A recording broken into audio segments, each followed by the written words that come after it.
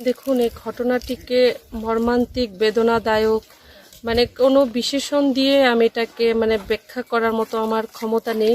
খুবই দুর্ভাগ্যজনক একটি ঘটনা গত 19 তারিখে হয়েছে করবুক বিধানসভার যে অন্তর্গত, এটা বৈষ্ণবপাড়া, ঘোড়াগাপ্পা এডিসি ভিলেজের অন্তর্গত বৈষ্ণবপাড়ায় গত 19 তারিখে এলাকারই একটি দুর্বৃত্ত, পাষণ্ড নরপিশাচ একটি ক্ষুদে নিষ্পাপ একটি শিশুকে তার পাশবিক লালসার শিকার বানিয়ে মেয়েটিকে হত্যা করেছে। এই ঘটনাটি শুনে সত্যি এটা শিহরণ জাগানোর মতো ঘটনা। আমরা প্রত্যেকে এখানে এসছি। আমার সঙ্গে আছেন গোমতী জেলার যিনি প্রেসিডেন্ট অভিষেক দেবরায় মহোদয়, আছেন এই করবুক বিধানসভার যিনি মণ্ডল সভাপতি আমাদের কমলদা, এখানে আছেন অসীমদা, আছেন এখানকার ব্লক চেয়ারম্যান আছেন, আমার সঙ্গে রাজ্য কমিটি থেকে এসছেন রত্নাদি।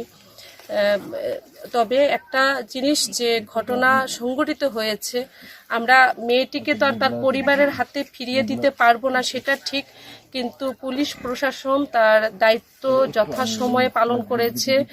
যে ছেলেটি, যেটা দুর্বৃত্ত যার হাত ধরে এ ধরনের একটি মর্মান্তিক ঘটনা হলো, কাচাকলা ত্রিপুরা, তাকে পুলিশ অ্যারেস্ট করেছে। এবং এতটুকু বলতে পারি, তার যথাযোগ্য শাস্তি নয়, বলবো যে সর্বোচ্চ যে শাস্তি, ফাঁসির উপরও যদি কিছু শাস্তি থাকে, সেই শাস্তি সে পাবে।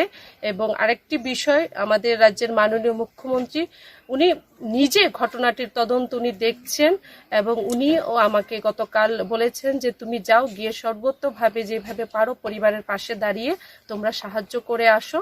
এবং আমাদের মুখ্যমন্ত্রী ঘটনাটি উনি নিজে দেখছেন।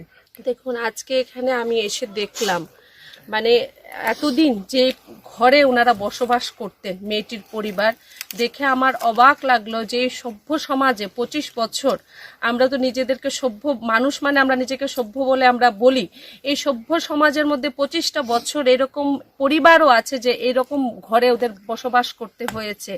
5টি সন্তান নিয়ে এরকম একটি পরিবারে আমার অবাক লাগলো। তবে পরিবর্তন তো হয়েছে, আমি এখন ধন্যবাদ জানাবো, আমি জানিয়েছি দেখে, যে আমি বললাম ওদেরকে যে আমি একটা খুব বেদনা হতো মন নিয়ে এখানে এসেছি, কিন্তু এসে একটা জিনিস দেখে আমি একটু খুশি হয়েছি যে তারা ওদেরকে আজকে আমাদের সরকার আসার পর, বিজেপি সরকার আসার পর এখানে ঘর দিয়েছেন। প্রধানমন্ত্রী আবাসন যোজনার অন্তর্গত যে ঘর, পরিবারটিকে মহিলাদের যে গ্যাসের উজ্জ্বলা যোজনার অন্তর্গত ওদেরকে গ্যাসের যে দেওয়া হয় কানেকশন, সেটা দেওয়া হয়েছে। এবং বিভিন্নভাবে সরকারি যে সুযোগ সুবিধে, মশারি থেকে শুরু করে শৌচালয় থেকে শুরু করে যত ধরনের সুযোগ সুবিধে আছে, সেটা প্রত্যেকের ঘরে ঘরে স্বচ্ছভাবে পৌঁছে দেওয়ার দায়িত্ব আমাদের সরকার করে যাচ্ছে, এলাকার যিনি বিধায়ক উনি করে যাচ্ছেন। এবং নিশ্চিতভাবে তাদের আর্থিক এবং সামাজিক উন্নতিকরণের জন্য সরকার কাজ করে যাচ্ছে। এবং অনেক পরিবর্তন আমি দেখতে পাচ্ছি। আমি ব্লক চেয়ারম্যানকে জিজ্ঞেস করলাম যে আপনারা কীরকম ভাবে কাজ করছেন, উনি বলছেন দিদি আমরা কোনো রকম রাজনীতি দেখছি না, কোনো রকম ধর্ম দেখছি না, একদম প্রকৃত যারা গরিব তাদেরকে ঘর থেকে শুরু করে শৌচালয় থেকে শুরু করে মহিলাদের রান্নাঘরে উজ্জ্বলা যোজনার গ্যাস কানেকশন থেকে শুরু করে প্রত্যেকটা যোজনা যা থেকে তারা 25 বছর বঞ্চিত ছিল।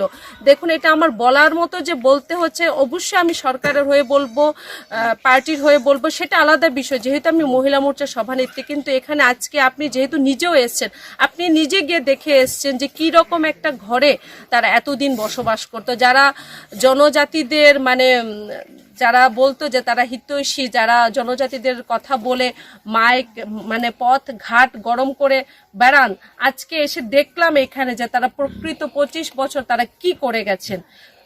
একদম জনজাতিদের সবচেয়ে বেশি বঞ্চিত, আমার মনে হয় রাজ্যের বুকে যদি সবচেয়ে বেশি বঞ্চনার নিপীড়নের শিকার কেউ থাকতো ছিল, আমাদের জনজাতি ভাই বোনেরা ছিল। আজকে এখানে এসে তার প্রমাণ আমি আরো বেশি করে পেয়ে গেছি।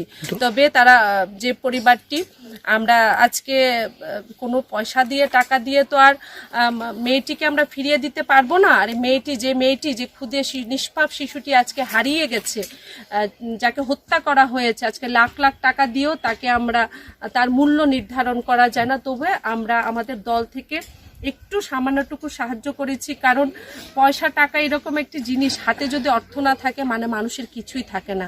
তারপরও আমি বলেছি, আমি জেলা সভাপতির সঙ্গে কথা বলেছি, আমাদের যিনি গোমতী জেলার প্রেসিডেন্ট, যে সরকারিভাবে আমাদের সরকার যারা এই ধরনের নির্যাতনের শিকার, ভিকটিম কম্পেনসেশন যে স্কিম, সেটা অনেক বেশি বাড়িয়ে দিয়েছেন আমাদের রাজ্যের মাননীয় মুখ্যমন্ত্রী। 3 লাখ 2 লাখ থেকে অনেক বেশি করে দিয়েছেন। সেই সুবিধাটুকুও যেন ওই পরিবারটির হাতে আমরা তুলে দিতে পারি, তার জন্য আমি